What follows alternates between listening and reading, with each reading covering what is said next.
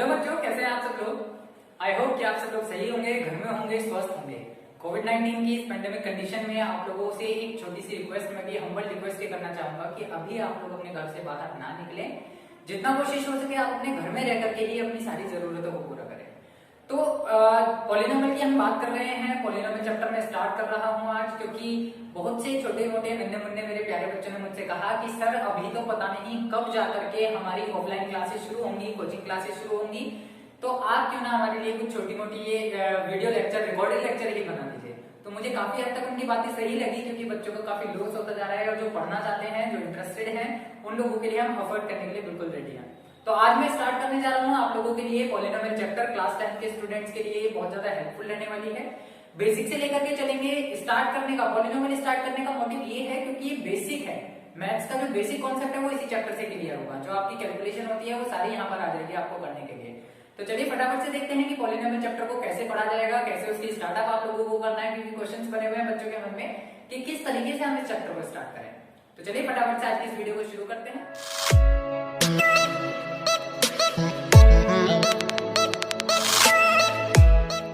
तो बच्चों जो सबसे पहली चीज इसमें आती है, क्योंकि चैप्टर का नाम ही है पॉलिनोमियल, ठीक है। चैप्टर कौन सा हमने स्टार्ट किया है? पॉलिनोमियल हमने स्टार्ट किया है, जिसको हिंदी में बोला जाता है बहुपद। क्या बोलते हैं? बहुपद। तो सबसे पहला जो क्वेश्चन यहाँ पर हमारे मन में आएगा कि कौन सी ऐसी चीज है या कौन सा ऐसा जनरल एक्सप्रेशन है जिसको हम पॉलिनोमियल की फॉर्म में कंसीडर करते हैं। किस जनरल एक्सप्रेशन को मैं बहुपद कहूंगा ये आप लोगों को मालूम होना चाहिए। तो एक जनरल एक्सप्रेशन है, जनरल एक्सप्रेशन। अब जनरल एक्सप्रेशन का मतलब ये नहीं कि कुछ अलग से मैं आपको कुछ अलग चीज बता रहा हूं। ये कुल मिलाकर के क्या होता है? एक ग्रुप डाटा होता है, ठीक है। एक ग्रुप डाटा को एक सिंबॉलिक फॉर्म में मैं रिप्रेजेंटेशन दूंगा, जिसको मैं क्या बोल रहा हूँ? एक जनरल एक्सप्रेशन बोल रहा हूँ। मान लीजिए मैंने एक ग्रुप डाटा को px से कंसीडर किया है, या px सिंबल से उसको डिनोट मैंने किया है। तो px इक्वल्स टू मैं कंसीडर कर रहा हूँ a0 plus a1x plus a2x square plus a3x cube, so ये चलता जाएगा ऐसी कैसी an(x) की पावर n तक, ठीक है। तो ये जो एक ग्रुप डाटा मैंने यहाँ पर लिया आप लोगों के सामने, a0 से स्टार्टअप करके an तक में गया, x की पावर 0 है यहाँ पर और x की पावर n तक में गया, ठीक है। तो ये जो ग्रुप डाटा मैंने रिप्रेजेंट किया है, एक सिंबल से रिप्रेजेंट किया है, जिसको मैंने लिखा है px। ये जो पूरी फॉर्म है इसी को हम क्या बोलते हैं? पॉलिनोमियल बोलते हैं। तो ये जनरल एक्सप्रेशन है किसी भी पॉलिनोमियल का। अब अगर मैं पॉलिनोमियल को क्लासिफाई करता हूँ, क्लासिफिकेशन के बेसिस पर भी जनरल एक्सप्रेशन कई तरीके के होता है। तो वो क्लासिफिकेशन फर्दर जो भी होगा हम आगे देखेंगे। सबसे पहले आज हम बात करने वाले हैं यहाँ पर कि पॉलिनोमियल है क्या, उसके अंदर क्या क्या चीजें होती है। तो यहाँ पर ये जो n है, वेयर n इक्वल्स टू 0 से स्टार्ट करेंगे, 1 2 3 सो चलता जाएगा, इनफाइनाइट तक इसकी वैल्यू जा सकती है। जो पावर n यहाँ पर मैंने लिखी है, x की पावर n, इस n की वैल्यू 0 से स्टार्टअप होकर के इनफाइनाइट तक कहीं भी जाएगी। और ये जो a0 a1 a2 a3 है, ये सब क्या है? ये सारे के सारे कोफिशिएंट्स हैं। ये क्या है? कोफिशिएंट्स, कोफिशिएंट ऑफ x की पावर 0। x की पावर 0 का जो कोफिशिएंट होगा वो क्या होगा? a0 या a0 हम बोलते हैं। कोफिशिएंट ऑफ x की पावर 1 का, ये जो a2 है वो कोफिशिएंट ऑफ x की पावर 2 का है, कोफिशिएंट ऑफ x की पावर 3। जितनी पावर है वही उसका कोफिशिएंट हमने कंसीडर कर लिया है। a0 a1 a2 a3 a4 a5 so on, ये आगे चलते चले जाएंगे। तो अगर मैं बारी बारी से n की वैल्यू को यहाँ पर देखो, अगर मैंने आपसे कहा कि a की power n, a n x की पावर n है, आप इसमें n की वैल्यू को बारी बारी से रखते चले जाइए। मान लीजिए n इक्वल्स टू 0 है, तो आपको कौन सी टर्म बन के आने वाली बताइए? a0 और x की पावर 0, जिसकी पावर 0 होती है उसकी वैल्यू 1 होती है। तो यहाँ से मुझे क्या मिल जाएगा? a0 मिल जाएगा, जो कि क्या है?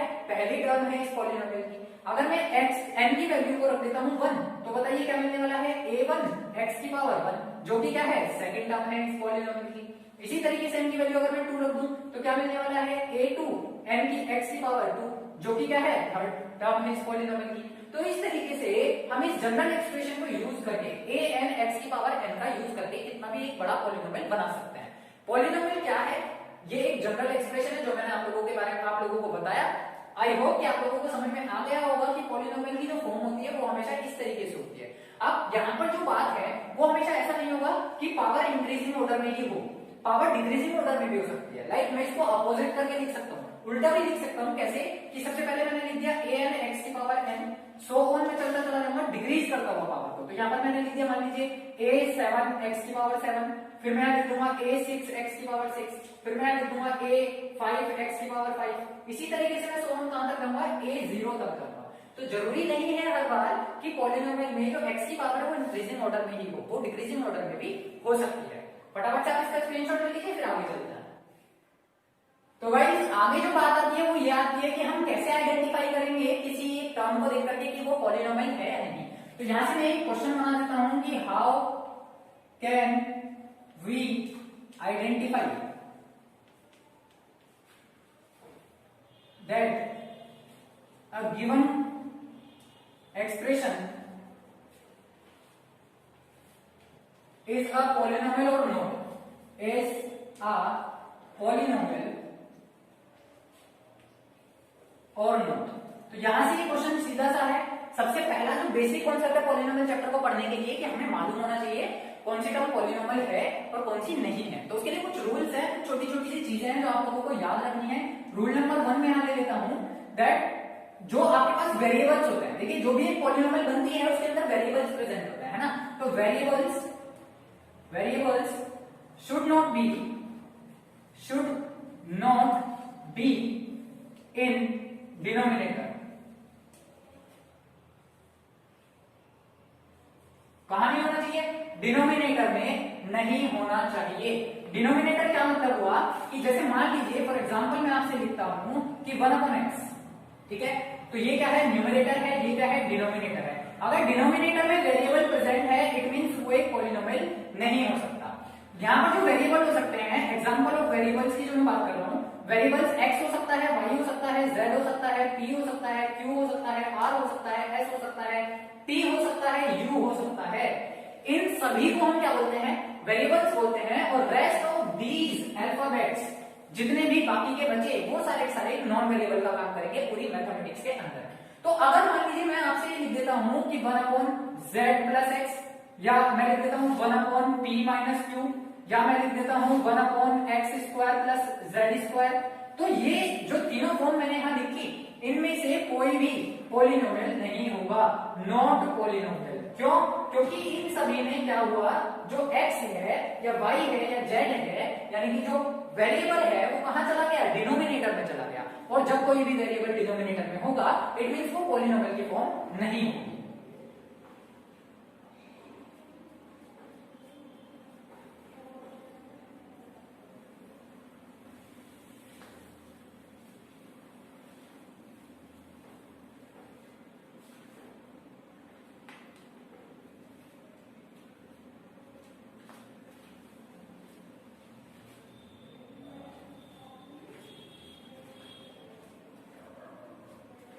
रूल नंबर 2 की बात कर लेते हैं। रूल नंबर 1 तो ये हो गया हमारा।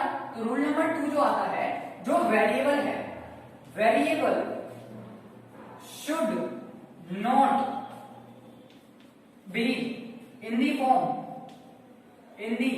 Form of square root. Square root की फॉर्म में कोई भी वेरिएबल नहीं होना चाहिए। कैसे, फॉर एग्जाम्पल मैं आपसे कहता हूं कि किसी पॉलिनोमियल के अंदर रूट x लिखा है, रूट y लिखा है, रूट z लिखा है, रूट p लिखा है, या सो ऑन इसी तरीके से रूट u तक लिखा है ना, कोई भी एक वेरिएबल जो मैंने आप लोगों को बताया उनमें से वो होगा, तो वो क्या नहीं होंगे, कंसीडर नहीं किए जाएंगे एज अ पॉलिनोमियल। कैसे, फॉर एग्जाम्पल मैंने आपसे कहा कि root x plus 3y minus 2, तो ये एक पॉलिनोमियल नहीं है। क्या नहीं है, नॉट अ पॉलिनोमियल। क्यों नहीं है पॉलिनोमियल, क्योंकि इसके अंदर जो वेरिएबल है बेटे वो रूट के अंदर आ गया है ना। अगर रूट के अंदर पॉलिनोमियल आ गया तो वो वेरिएबल आ गया तो वो पॉलिनोमियल में कंसीडर नहीं होगा। एक और फर्दर एग्जांपल ले लेते हैं। मान लीजिए मैंने लिया 1/x² minus root y plus 3, तो यहाँ पर क्या हो रहा है, यहाँ पर दो रूल फॉलो हो गए। एक तो रूल नंबर 1 फॉलो हुआ, रूल 1 देखो, रूल नंबर 1 क्या था कि वेरिएबल कभी भी डिनोमिनेटर में नहीं होना चाहिए, तो यहाँ पर तो डिनोमिनेटर में प्रेजेंट है।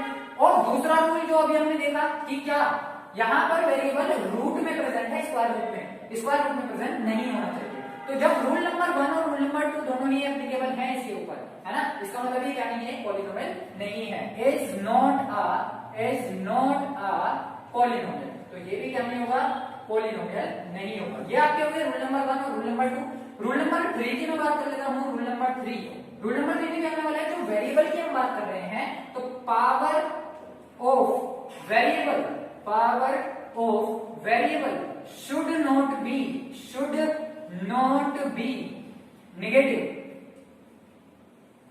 और fractional, should not be negative और फ्रैक्शनल।